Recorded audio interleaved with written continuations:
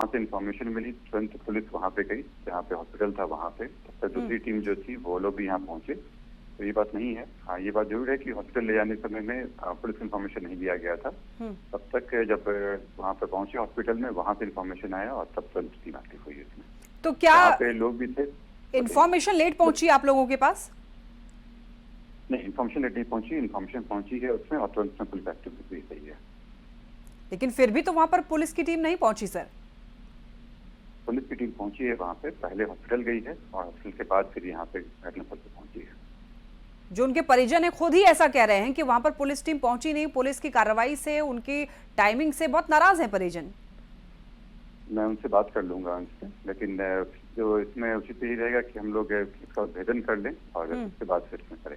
लेकिन अगर ऐसे हाई प्रोफाइल मामले में भी अगर पुलिस इतनी देरी से एक्शन लेगी, फिर कैसे काम चलेगा सर? राजधानी पटना का अगर ये हाल रहेगा तो इसमें मैं फिर से बोल दूं कि इसमें जैसे इन्फॉर्मेशन मिला था पुलिस तुरंत पहुंची थी इसमें, लेकिन ये मुद्दा इम्पोर्टेंट नहीं है। इम्पोर्टेंट ये है कि इसका भेदन हो, इस केस में पुलिस की टीम लगी हुई है और भेदन करेंगे हम लोग और उसके बाद जल्दी सच जो है वो सामने आएगा। और क्या एसआईटी का गठन हो गया है सर? इसमें अभी फिलहाल कौन कौन से टीम है, क्या अपडेट है इस मामले में? इसमें एसआईटी गठन हो गया है इसमें और जैसे रिजल्ट आता है तो आप लोग सामने लाया जाएगा।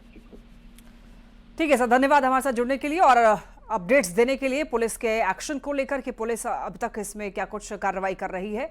तो देखिए, बड़े कारोबारी गोपाल खेमका की हत्याकांड मामले में एक बड़ा अपडेट सामने आया है कि एसआईटी का गठन हो गया है। हालांकि पुलिस कह रही है कि जब उनको इन्फॉर्मेशन मिली तो वो सही समय पर पहुंचे, लेकिन परिजन ऐसा कह रहे हैं कि वो टाइम से पुलिस नहीं पहुंची और उसकी वजह से, पुलिस की देरी की वजह से परिजन नाराज हैं।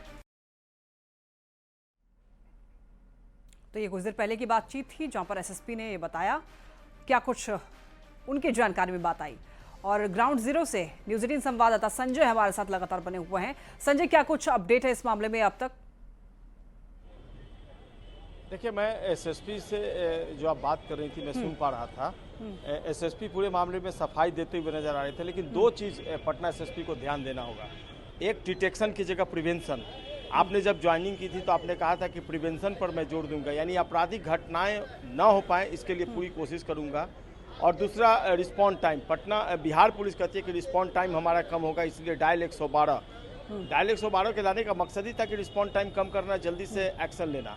और जो ये कह रहे थे कि पुलिस पहुंच गई थी कंकड़ बाग में, जब हॉस्पिटल ले जाया गया था जो गोपाल खेमका है उनको, तो वहाँ पर कंकड़ बाग की पुलिस पहुंची थी। वहाँ पर गांधी मैदान थाने की पुलिस काफ़ी देर से पहुंची और यही वजह है कि नाराजगी साफ तौर पर देखने को मिली। और सबसे बड़ी बात, इतने हाई प्रोफाइल मर्डर में जो आला अधिकारी हैं उनको पहुंचने में इतना वक्त क्यों लग गया?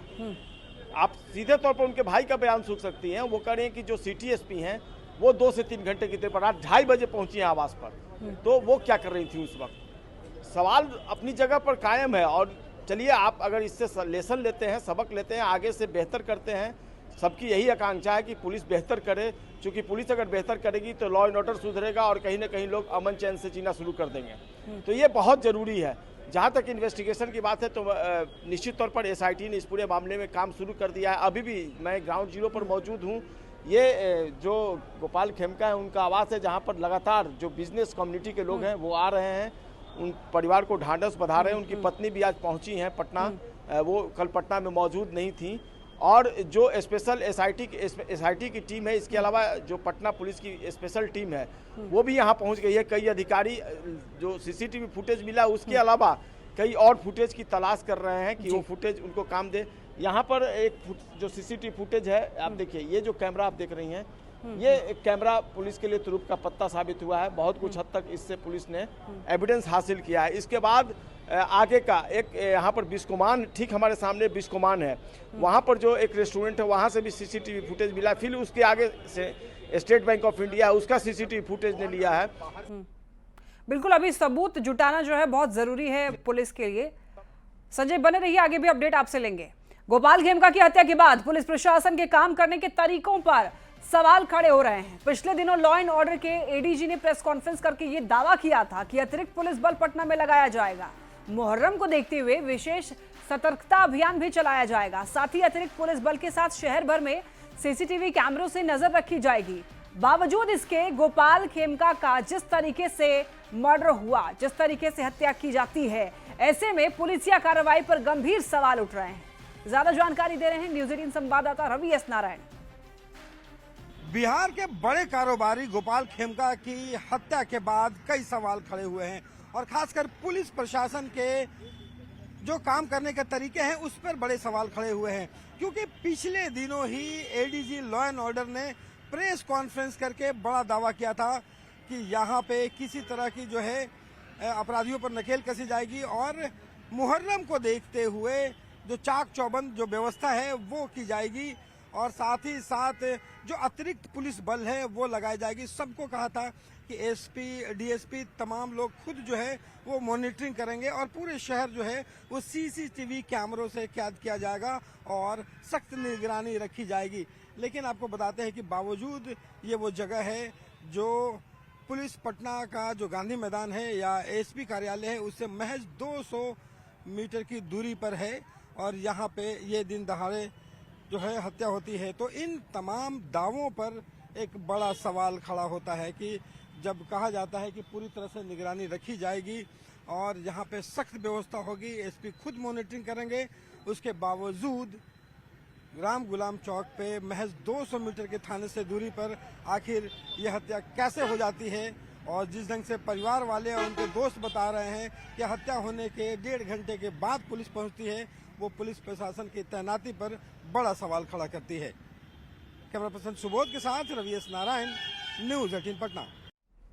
गोपाल खेमका हत्याकांड के बाद अब कई सारे सवाल उठने शुरू हो चुके हैं। क्या केवल दावों से चलेगा लॉ एंड ऑर्डर?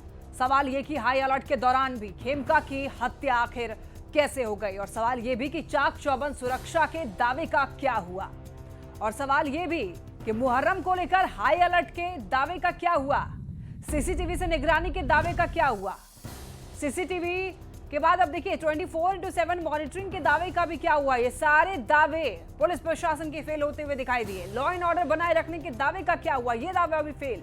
अतिरिक्त पुलिस बल लगाने की बात की गई थी, विशेष सतर्कता अभियान का आखिर क्या हुआ। ये सारे दावे एडीजी लॉ एंड ऑर्डर के फेल यहां पर साबित हो चुके हैं। गोपाल खेमका हत्याकांड के बाद ये सारे जो दावे किए गए थे एडीजी के द्वारा वो सारे फेल होते हुए दिखाई दिए। संजय हमारे साथ लगातार बने हुए हैं।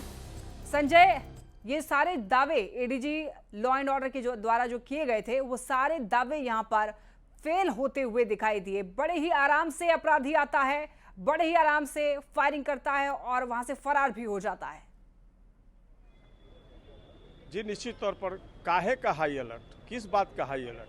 हाई अलर्ट में पुलिस की ऐसी ही चौकसी रहती है कि रिस्पॉन्ड टाइम इतना ज़्यादा होता है और घटना बगल में घटी है, थाने के बगल में, तो ये किस तरह का अलर्ट है इसके बारे में बहुत कुछ बताने की ज़रूरत नहीं है।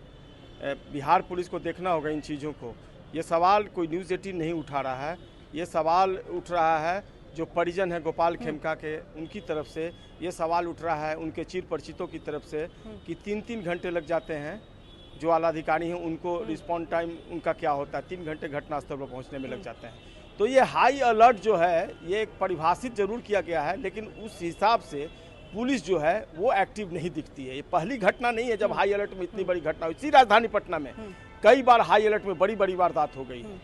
तो निश्चित तौर पर सवाल तो खड़े हो रहे हैं और इसका जवाब भी बहुत तार्किक ढंग से ढूंढना होगा, देना नहीं होगा, ढूंढना होगा और सबूत के साथ कि चलिए जो आप बात कर रहे हैं, एसएसपी पटना कह रहे थे कि हम उनके परिजनों से बात कर लेंगे। अरे परिजन जो सवाल उठा रहे हैं उस पर तो आप बोलिए, आप बात कर लेंगे ठीक है, पुलिस प्रशासन जो का सवाल रवैया है, पुलिस प्रशासन के ढुलमुल रवैये से ही पुलिस पर सवाल उठते हैं। पुलिस की मिली भगत की भी बात सामने आ सकती है। देखिए मिली भगत तो आप नहीं कर सकते, लेकिन नेग्लिजेंसी साफ तौर पर झलक गई है। इस बात से कौन इनकार कर सकता है? ना हम कर सकते हैं, ना गोपाल खेमका के परिजन कर सकते हैं और ना ही पुलिस के अधिकारी जो है वो सच्चाई से मुकर सकते हैं। अब देखना होगा इस घटना के बाद से क्या लेसन लेती है बिहार पुलिस रिस्पॉन्ड टाइम कम करने के लिए, क्योंकि बराबर ये दावे प्रेस कॉन्फ्रेंस के माध्यम से हम लोग के बीच किए जाते हैं कि रिस्पॉन्ड टाइम हम लोग कम कर रहे हैं, तुरंत पुलिस घटनास्थल पर पहुंचेगी। और देखिए ना ये हाई प्रोफाइल केस, राजधानी पटना का केस और किस इलाके बिल्कुल, और ये भी बात की जाती है क्यूआरटी की बात की जाती है, क्विक रिस्पांस टीम की बात की जाती है कि हमारे पास क्विक रिस्पांस टीम है और वो एक्शन लेगी, बहुत जल्दी रिस्पांस करेगी। लेकिन आप देखिए एक्शन के नाम पर क्या है, रिस्पांस के नाम पर।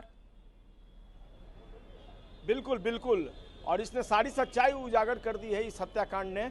और इसके बाद हालांकि चलिए हम लोगों को पटना पुलिस के लिए हम लोग भी कर रहे हैं, हम लोग विश कर रहे हैं कि जल्द से जल्द जो अपराधी है वो पकड़ा जाए, जो कॉन्स्पिरेटर है वो पकड़ा जाए। सबसे बड़ा कॉन्स्पिरेटर, चूंकि ये जो इंसिडेंट है इसमें साफ तौर पर यह झलक गया है कि प्रोफेशनल क्रिमिनल को यूज किया गया है। जिस तरीके से उसने गोली चलाई है, बिल्कुल सर से सटाकर गोली मारी है, यानी उसका एकमात्र मकसद था गोपाल खेमका की हत्या कर देना।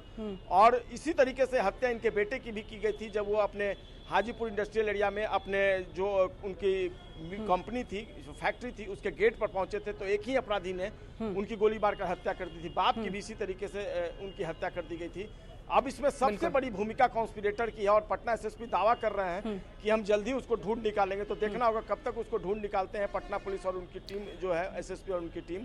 बिल्कुल संजय, एक ही परिवार से 2 लोगों की जान गई है। हालांकि